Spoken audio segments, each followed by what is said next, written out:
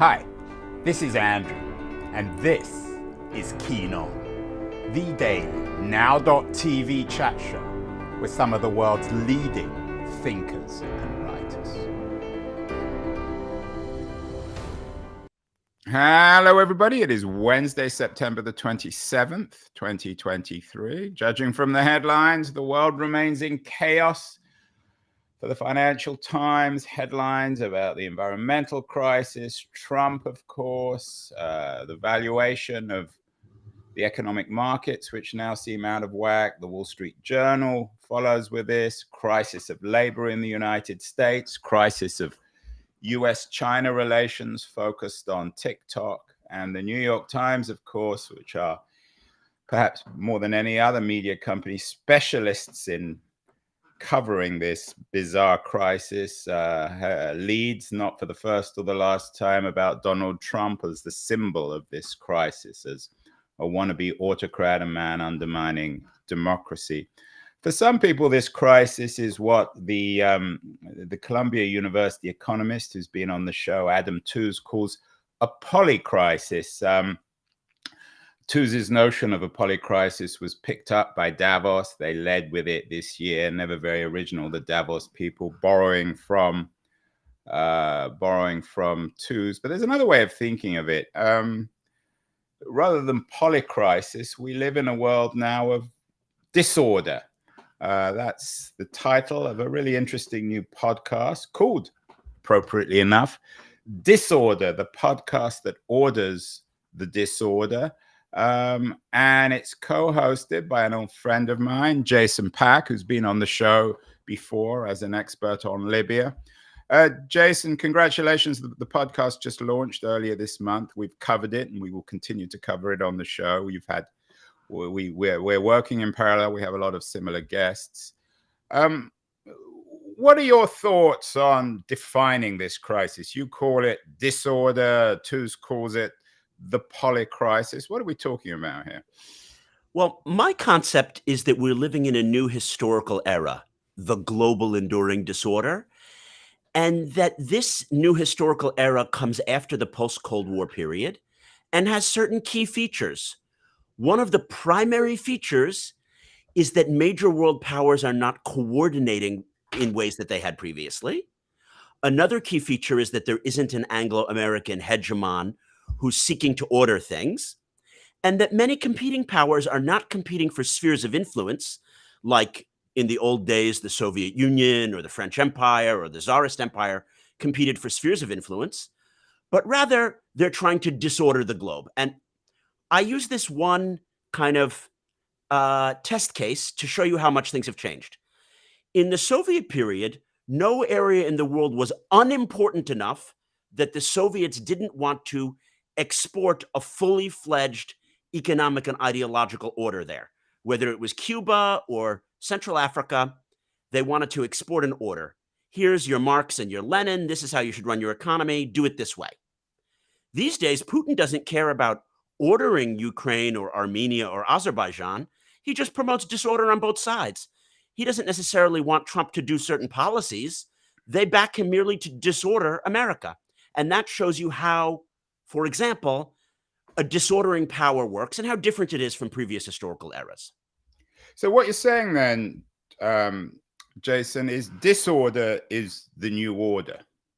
Or maybe putting it the other way around, the new order is disorder. So there's nothing particularly odd about disorder. It's just the nature of the new system.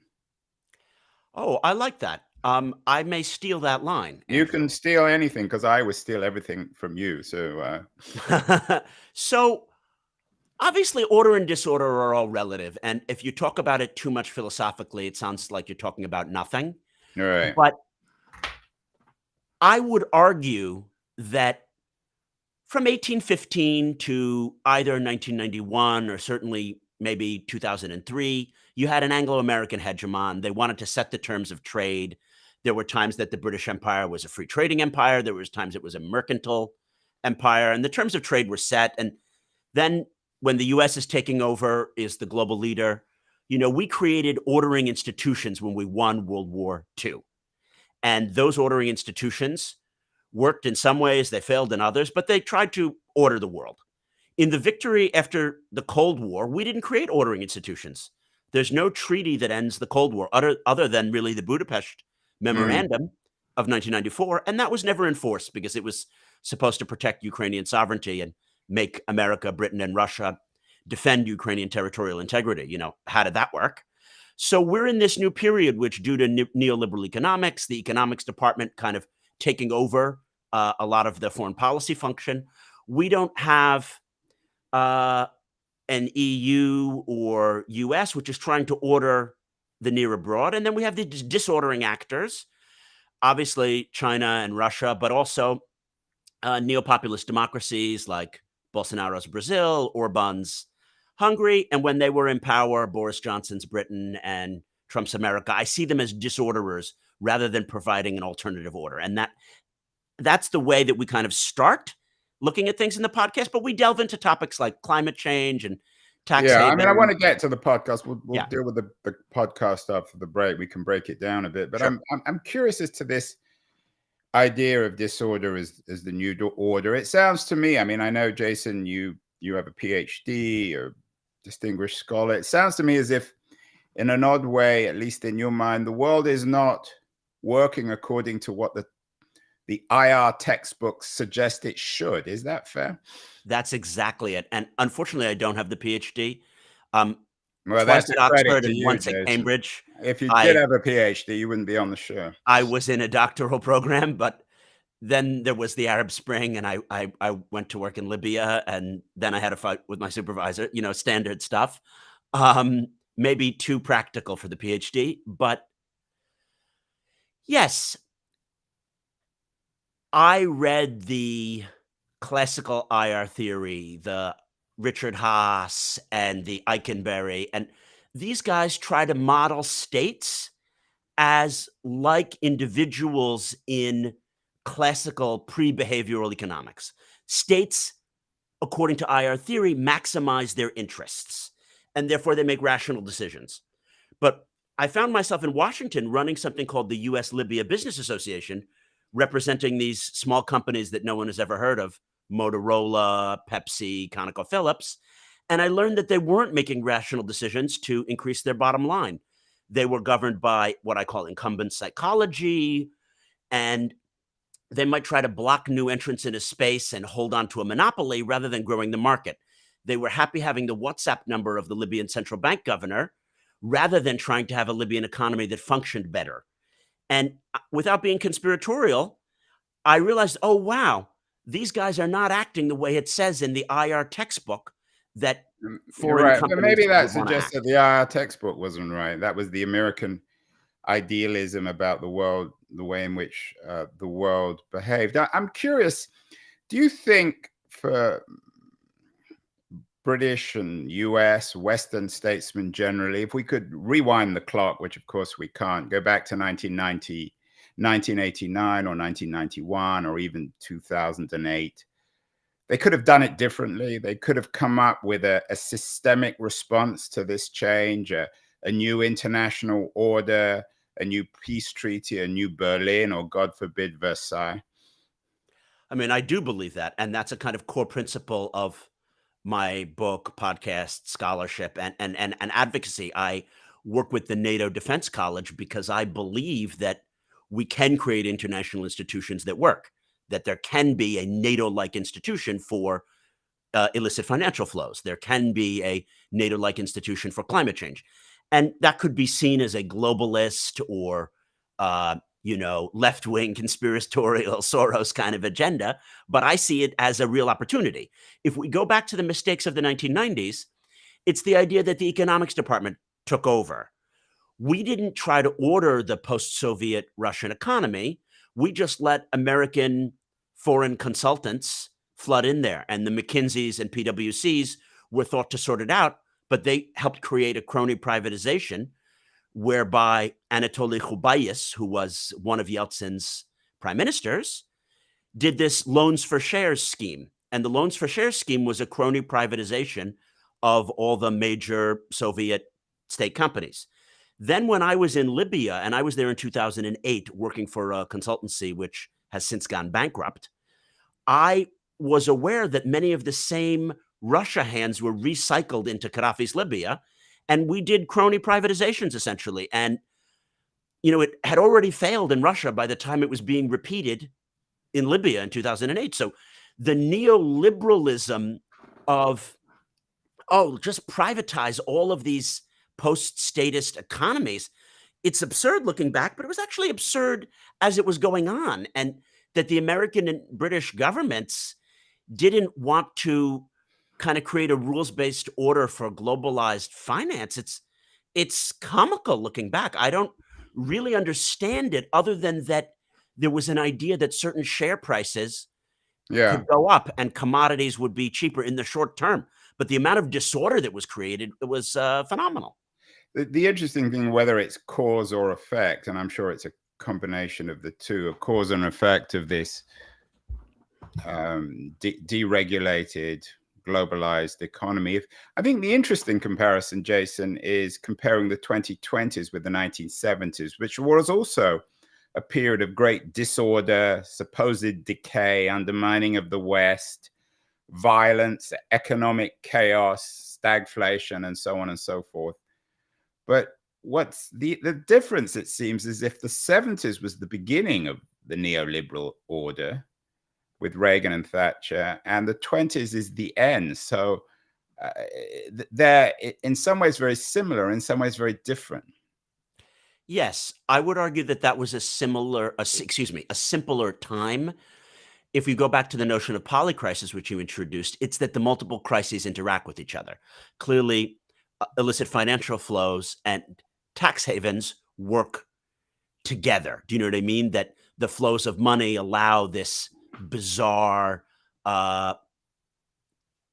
inefficient use of resources and problems of the commons. And that in the 1970s, it was a simpler time where most economies were still primarily national and most financial flows were between democracies and between the West. And what happens now is that we have a lot of state capture and monopolistic capture, and entities like Google and Facebook, which are working with Saudi and the Emirates to help those countries spy on their own people and all of that. And I don't want to sound... Hold on, Jason. What are you saying here? That Google and Facebook are working with the Saudis to spy on their own people? Is this an official thing? I hadn't heard that. I spoke inelegantly there. There are use of technological tools such as those produced by the big tech companies, which very much enable the Saudi and Emirati and Egyptian dictatorships. I mean, that's not... I mean, isn't that like rather like blaming Canon or Sony or Kodak when states buy cameras for their secret agents to photograph dissidents? Yeah, an inelegant metaphor, but we don't regulate the way Google and Facebook play out abroad in their interactions with these regimes. I mean, there was the whole scandal with the genocide of the Rohingya in Burma, whereby Facebook as a platform essentially was used by the generals to produce, to amplify hate speech and stuff. I'm using some, I'm referencing some other examples. In all fairness to Google, that was a Facebook. Correct. But it was a shameful, perhaps the most shameful episode in a narrative of shame within Facebook. It was pretty shameful. And what I'm not is a libertarian. And I know that you have a lot of very interesting AI scholars on this show, and I don't know enough about those kind of things, but my impulse is for global regulation and global institutions. I'm a capitalist and I want free markets to operate, but I don't think that we have a market in these goods internationally without international regulations. In other words, we have market capture. And clearly in the United States, where we see that Amazon is both the platform and the product in many instances, and it can choose who, is shown first. We have had a failure of regulation to set the terms of trade to have free and fair market competition in these new domains. And that's an important feature of the enduring disorder. The difference relative to the concept of the polycrisis is that this is a historic period where all these things are interacting, and that at the international level, we need new treaties and new institutions to govern them. I think that as we speak, Jason, the headlines also are about the antitrust and antitrust spotlight now being focused on Amazon. In historical terms, is this state attempt to break up these dominant multi-trillion-dollar companies, is history repeating itself? Are we maybe not so much back in the 1970s, but in the 1940s or even the 1890s? Well, when it comes to antitrust, I think we're in the 1890s. Not since the robber barons have we seen so much concentration of power in so few hands.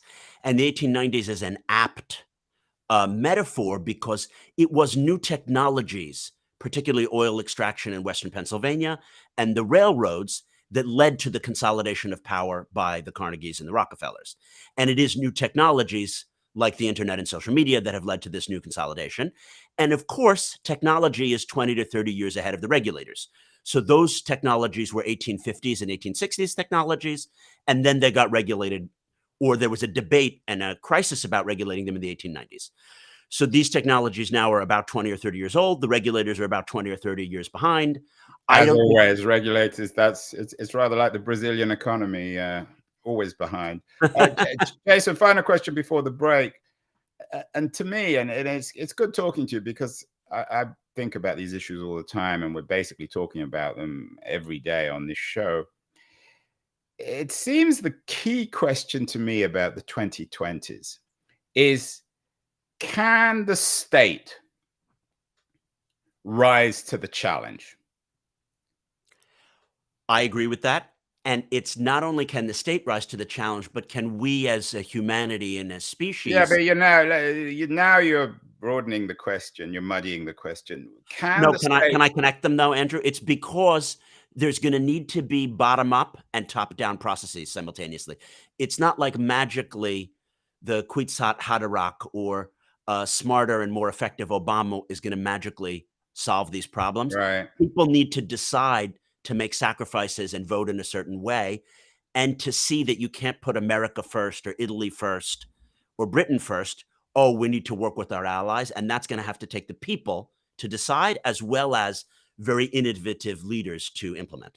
Right. And the interesting thing is, on the one hand, we have the crisis, the legitimization of the state, of institutions. But on the other hand, we don't have the rise of other institutions, which is exactly why we have Jason Pack on the show, who is the co-host of a fascinating new podcast, Disorder. We're going to take a short break now, Jason, and then I want to come back and I want to talk a little bit more specifically about your new podcast.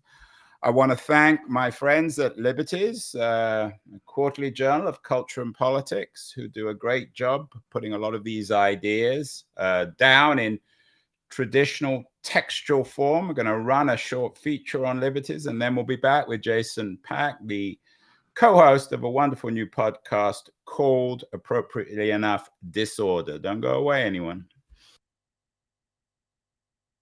Beyond the news, the noise, there is nuance, insight. Liberties is not just a journal of ideas. It's a meteor of intelligent substance. It's the place to be for engaged citizens. Politics, opinion, substance. Liberties is a triumph for freedom of thought. A quarterly of urgency, of cultural exploration, of intellectual delight, of immaculate prose. It's invaluable. Subscribe now or find Liberties at your favorite bookseller. And you can subscribe to Liberties at libertiesjournal.com. So we are with Jason Pack, the co-host of an intriguing new podcast, Disorder, the podcast that orders the disorder. Jason, you're a consultant. You've written books about Libya. You were on the show talking about your Libya book last year. Why the podcast? Why have you invested significant amount of time and resources in a podcast that you are co-hosting with a woman with a fascinating name, Alexandra Hall? So good they named her twice. Well said. Yes, I sometimes ask myself that question. Why did I want to pivot my career away from Libya and towards podcasting? I think it has to do with some personal experiences. I referenced before being in DC, and I was there in the Obama period, but then at the beginning of the Trump period. And I was just disillusioned. I didn't feel that I was helping to shape Western policy towards Libya or help businesses make money in a coherent way because there was just too much disorder. I wasn't able to have that impact, and that State Department was as broken as the private sector. And I thought that being a commentator and seeing Libya as a microcosm gave me a lot of insights. And when I wrote my book in 2019, even though it wasn't published till 2021, I also looked at Ukraine, Syria, and Venezuela as also microcosms of the global enduring disorder. And that really got me thinking. It's like, well, there are so many microcosms with the same principles. You know what? We should look at cyberspace. We should look at the psychology of diplomacy, problems of the commons, game theory. And I don't have the skill set to do all of that. Oh, what if I interviewed the leading experts on all these questions and we tried to tease out what made all of these problem sets similar and how they're different now in the 2020s than they were in the 1980s? And the idea for the podcast was born. You launched earlier this month in September. You've had 3 or 4 shows. What have you learned so far? What from doing a podcast? What do you know now that you didn't know before you started this podcast? Wow. Well, one of the things I've learned is to really, really have tremendous admiration and respect for people like you who do live to tape podcasts. Ours is a narrative rather than a talking heads show. And that means that what you say can be edited. And we don't do any live to tape. But the skill set of you, Al Zambone at Historically Thinking, maybe a mutual friend, James Dorsey, who runs Turbulent World, to both have that charisma and lightness on your feet. That's not me. I'm thinking more conceptually, but I need multiple times to frame it properly. But I'm sure you were getting at the content. Less about the podcast. Yeah. I appreciate your nice compliment. But in terms of this global disorder, Sure. Perhaps you might mention a couple of the early shows. I strongly suggest our viewers and listeners subscribe. It's an excellent show. Well, what have I learned? In episode 1, we had Brian Klaas and Timothy Garton Ash, the Oxford historian, on. Yeah, I've had Klaas on the show. I think you introduced me to him. Exactly. We were at St. Anthony's together. And my takeaways from them is that Timothy Garton Ash was watching it all unfold, dealing with Eastern Europe, where he had been a lot in the Soviet period, but then in the 1990s, writing about it as a historian, but also dealing with it as an advocate, and seeing that liberty and freedom were being misunderstood. This whole idea of the economics department taking over rather than doing traditional Western capital L liberal politics. And Brian was really hitting at the way in which democracies are choosing the wrong leaders more now than previously. These dark triad traits, and that's Machiavellianism, psychopathy, and I think either greed or ambition, and how our democratic systems, when we're in crisis, people want to vote for strong men leaders to lead them in this crisis. And the worse things get, the more we choose the wrong leaders. You know, you only have a Mussolini or a Hitler because there was hyperinflation kind of thing, so that the worse things get, people's tendencies are to not share and to choose negative sum rather than positive sum choices. And that's exactly the reverse of what we need, but it's a evolutionary thing. I kind of knew that intrinsically, but hearing Brian talk about it, totally fascinating. I mean, Garton Ash is a great writer. I've read all his books, especially the early stuff in the 80s and 90s. How much of what of Garton Ash's world, the world of Poland and the rebellion against Jaruzelski and Solidarity, how much is that relevant today? It seems archaic. It seems in history now, especially given what's happening in Poland. Those were simpler times. We didn't get into any of those details. Disorder is a broad brushstroke affair. We don't, have people talk about their new books and delve into the details. We're painting a big picture. We have these, leading thinkers tell their personal stories and how they see the world. And we hope that that helps the listener, process events that he sees in his or her own life. About Garden Ash in specific, I think that he rooted the sense that we need to believe in our own values, that we in the West need to say, we hold these truths to be self-evident, and we as the people want to regulate these domains, and we want to have our values, and we believe in them. Otherwise, our own house is going to be too disordered. How can we possibly order the world? And that was a great segue to, for example, what was discussed in show 2 about cyberspace. Why is it that the Russians are so much better, as are the North Koreans and Iranians and Chinese, at using cyberspace to amplify their power? And I think a lot of that has to do with the fact that we just don't have the confidence that we had in the Cold War to really be putting our narrative out there, or rather, we don't have one narrative because we're so divided between Republicans and Democrats and Brexiteers and anti-Brexiteers. We're not promoting something into the world that can help us win the large top table cultural struggles. Right. So the cultural struggle, when Garton Ash was writing in the 70s and 80s, was articulated, as you suggested, by American-backed media organizations like Voice of America. Today, the equivalent of Voice of America are all these anonymous bots on social media, which are controlled and paid for in Beijing or Moscow. What should the West be doing? It can't reopen Voice of America. That's an archaic idea. Well, we have the Voice of America, but it's just not. Yeah, but no one listens to it because they don't need to. It's a very different world. Everyone has the internet, or a certain kind of internet.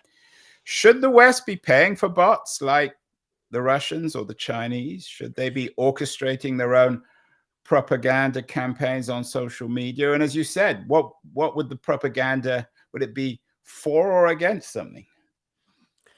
Well, we certainly need to get our own house in order. And part of the reason I made the podcast is I was fed up with my various think tank appointments. And, when I'm reading the news, it's problems after problems, people telling you how things are wrong and no one proposing solution. These days, not even think tank research papers really have policy recommendations. So every podcast that we produce ends with the Ordering the Disorder segment. And I don't have all the answers. I ask these really smart people like Garton Ash and former FBI agent Asha Rangappa, how do you handle these questions? And then we let them try to order the disorder with the low-hanging fruit. What are things that we can implement? And you've asked, I guess, my personal view, should we be doing propaganda or active measures? I would say yes, but yes, only because the Russians and the Chinese are doing them. And I think that we need a offensive cyber capacity.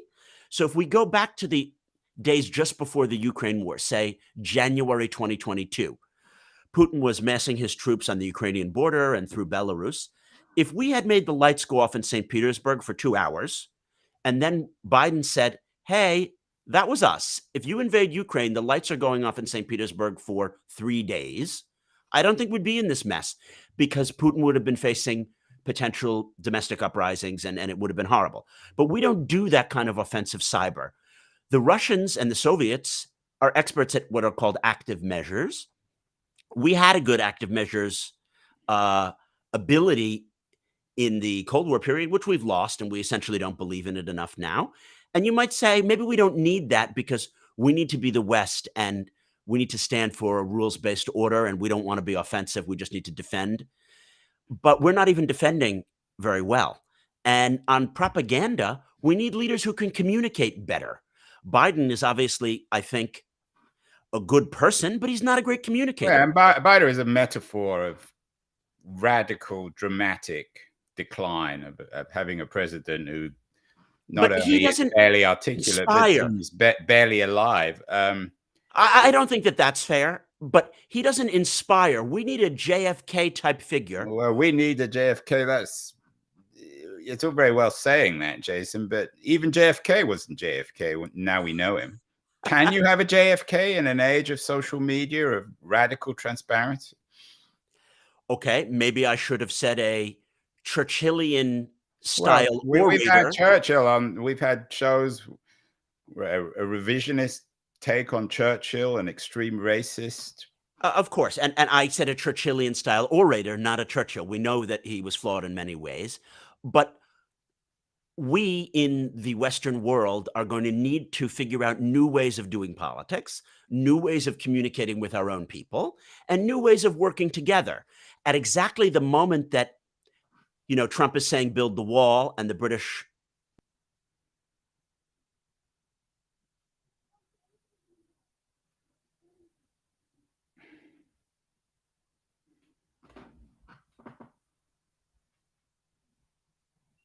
Fucking hell.